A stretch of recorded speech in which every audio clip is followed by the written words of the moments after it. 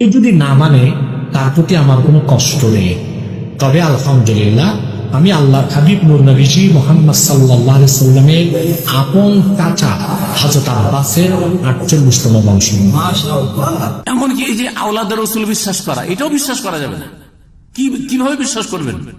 আরবদের মতো ভারত বাংলাদেশের লোকেরা বংশ পরম্পরা সিলসিলা নাসাব কেউ মুখস্থ রাখেনি, এরা ধর্ম ব্যবসা করছে এই পীরেরা আওলাদের রাসূল বলে। সুতরাং এই সব ভ্রান্ত বিশ্বাসও করবেন না, কারণ নবীর বংশ হয়েও যদি আকীদা আমল খারাপ হয় জাহান্নামে যাবে। নবীর আপন চাচা আবু লাহাব, তার ক্ষেত্রে কোরআনে আয়াত আছে, অন্য কারো কোনো কাফের ক্ষেত্রে কোরআনে আয়াত নাই, নাম ধরে, ঠিক কিনা? তাব্বাত ইয়াদা আবি লাহাব, আপন চাচা।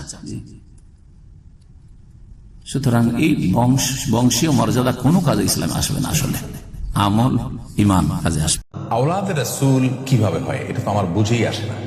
রাসূলের বংশধর হবে রাসূলের সন্তান, ছেলেদের কাছ থেকে যদি কোনো সন্তান হয়, ফাতিমা রাদিয়াল্লাহু তাআলা আনহার বংশধর যদি হয়, তাহলে তাকে আওলাদে রাসূল বলা যায় না, তাকে আওলাদে আলী বলা যেতে পারে বড়জোর। এটা মানে অযৌক্তিক একটি কথা।